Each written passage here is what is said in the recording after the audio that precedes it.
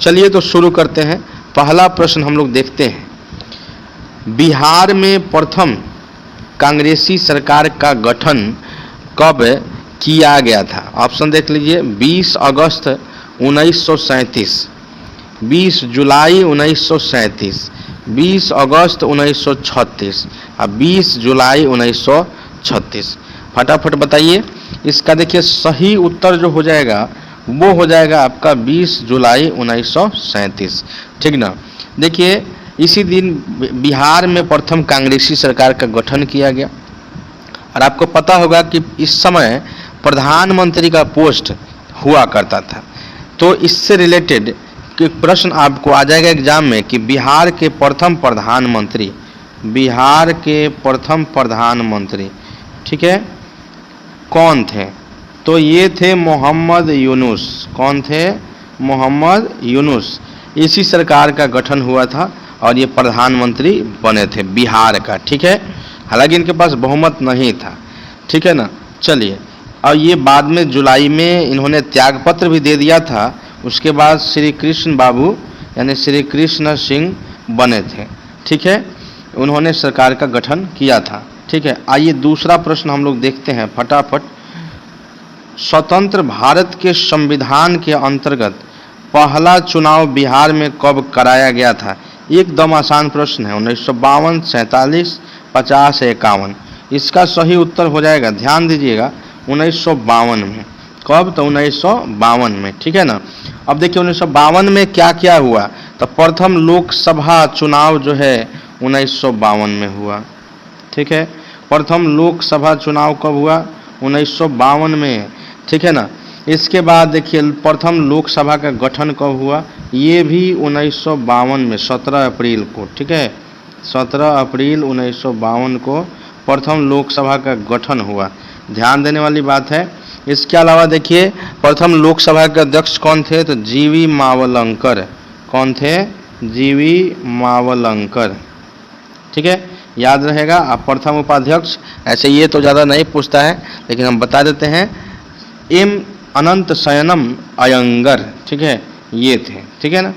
उसके अलावा देखिए राज्यसभा का गठन पहली बार कब हुआ था? तो 17 अप्रैल को तो लोकसभा का हुआ था। उसके पहले ही 3 अप्रैल 1952 को राज्यसभा का गठन हो गया था, ठीक है। पहले हाउस ऑफ पीपुल बोला जाता था। उसके बाद 1954 में लोकसभा बोला जाने लगा। क्या बोला जाने लगा? लोकसभा। तो चलिए फटाफट आइए देखते हैं। अच्छा ये आप बता दीजिए कि 2019 में जो लोकसभा चुनाव हुआ वो कौन सा लोकसभा चुनाव था? तो 17वां था। और 18वां कब होगा? 2024 में, ठीक है, समझ गए। आइए तीसरा प्रश्न देखते हैं, बहुत आसान है। बिहार में कुल कितने ज़िले हैं भाई? तो बिहार में कुल 25 हैं, 30 है, 38 है, 40 है। तो 38 है, बहुत आसान है। इसमें आप लोग याद रखिएगा कि बिहार का 38वां जिला कौन बना? अरवल बना, ठीक है। उसके बाद आप लोग याद रखिएगा कि बिहार में प्रमंडल कितने हैं? 9 हैं, ठीक है। उसके अलावा याद रखिएगा आप लोग की सबसे ज़्यादा जिला वाला राज्य कौन है? यूपी है। कौन है? यूपी है। 75 जिला है यहाँ पे। कितना है? यूपी में 75 है, बिहार में 38। बिहार में प्रमंडल कितना है? 9 है। कितना है? 9, ठीक है, इसको ध्यान में रखना है। उसके अलावा कि यहाँ के राजकीय पशु क्या है? बैल है। पक्षी क्या है? गौरैया है। राष्ट्रीय पुष्प क्या है? फूल है, गेंदा फूल। राजकीय वृक्ष क्या है? पीपल है। राजकीय चिन्ह क्या है? बोधि वृक्ष है। विधानसभा में सीटों की संख्या कितनी है? आइए देख लीजिए इसको हम मिटा देते हैं। विधानसभा में सीटों की संख्या 243। कितना है भाई? 243 विधानसभा में। लोकसभा में कितना है? 40। राज्यसभा में कितना है? 16 और 75 को विधान परिषद में है। याद रहेगा, ठीक है। आइए देखते हैं अगला प्रश्न कि बिहार की यात्रा करने वाला प्रथम ब्रिटिश यात्री कौन था भाई? तो बिहार की यात्रा करने वाला प्रथम ब्रिटिश यात्री कौन था? राल्फ फिच, पीटर मुंडी, थॉमस रो या फिर इनमें से कोई नहीं था? राल्फ फिच था, ठीक है ना, राल्फ फिच था। ये कब आया था? तो 1615 में, ये आपका अकबर के समय में आया था, ठीक है। 1615 में तो सर थॉमस रो ये आया था 1615 में, ठीक है ना, ये 1615 में आया था और जहांगीर के दरबार में आया था, ठीक है ना। और जहांगीर के दरबार में इसके पहले आने के पहले हॉकिंस भी, कैप्टन हॉकिंस भी आ चुका था 1609 में। याद रखिएगा 1609 में जहांगीर के दरबार में कैप्टन हॉकिंस, 1615 में सर थॉमस रो, अकबर के समय में राल्फ फिच जो था बिहार आया था। अंग्रेजों ने प्रथम फैक्ट्री कहाँ लगाई भाई, आंसर दीजिए। अंग्रेजों ने प्रथम फैक्ट्री कहाँ लगाई, तो सूरत में लगाई थी। कहाँ लगाई थी, सूरत। कब लगाई थी, 1608। क्लियर है, 1608 में। भारत में यूरोपीय जो थे उनके आने का क्रम क्या था, तो पहले पुर्तगीज, ठीक है, उसके बाद आए डच, फिर आए इंग्लिशमैन यानी अंग्रेज, फिर डेनिश आए और फिर फ्रांसीसी आए, यानी PDDF, ठीक है, PDDF याद रखिएगा, PDDF। अगला प्रश्न आइए देखते हैं, महापाषाण मेगालिथ्स क्या है, तो मेगालिथ्स पूरा पाषाण गुफाओं का समूह है। चट्टान काटकर प्रागैतिहासिक यानी प्री हिस्टोरिक गुफाओं के लिए प्रयुक्त एक शब्द विशेष है। मृतकों का प्रागैतिहासिक स्मारक है या फिर नियोलिथिक एकाश्म है, क्या है, तो ये देखिए इसका सही उत्तर जो हो जाएगा वो मृतकों के प्रागैतिहासिक स्मारक हो जाएगा, ठीक है, इसको आप याद रखिएगा। आइए हम लोग देखते हैं आगे।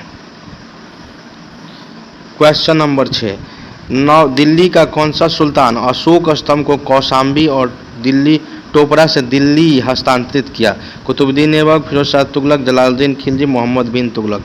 किसने इसको हस्तांतरित किया, तो देखिए दिल्ली के सुल्तान जो था फिरोज शाह तुगलक, फिरोज शाह तुगलक, ठीक है, याद रहेगा, फिरोज शाह तुगलक, ठीक है। इसी ने मेरठ और टोपरा से अशोक स्तंभ को दिल्ली ले गया था, ठीक है, ध्यान में रहेगा ये, ठीक है। और ये टोपरा कहाँ है, हरियाणा में, हरियाणा में अंबाला एक जगह है, वहीं पे टोपरा है।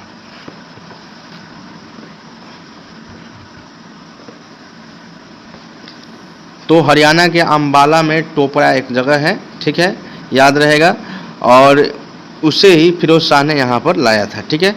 चलिए आगे देखते हैं कि उसके अलावा दिल्ली मेरठ स्तंभ लेकर फिरोज शाह दिल्ली ले आया था, ठीक है। और यहाँ पर देखिए कि फिरोज शाह तुगलक के विषय में कुछ आइए हम लोग देख लेते हैं। तुष्टिकरण की नीति अपनाया था फिरोज शाह तुगलक ने। फिरोज शाह प्रथम सुल्तान था दिल्ली का जिसने राज्य की आय का ब्यौरा तैयार करवाया था, ये भी ध्यान में आप रखिएगा। आइए देखते हैं 7वां प्रश्न फटाफट। निम्नलिखित घटनाओं के कालक्रमानुसार व्यवस्थित कीजिए और नीचे दिए गए कूट का प्रयोग करते हुए सही उत्तर दीजिए। तो ये कूट वाला भी आपसे पूछेगा। अमृतसर घटना पहले हुआ कि चौरी चौरा हुआ, चंपारण हुआ कि मोपला विद्रोह हुआ, तो देखिए आपको बताते हैं हम कि 1 मिनट, ये आपका चंपारण आंदोलन जो था 1917 में हुआ, ठीक है। अमृतसर में जो घटना था जालियांवाला बाग हत्याकांड 1919, ठीक है। उसके बाद मोपला विद्रोह जो था 1921, ठीक है। और इसके बाद आपका चौरी चौरा जो था 1922 में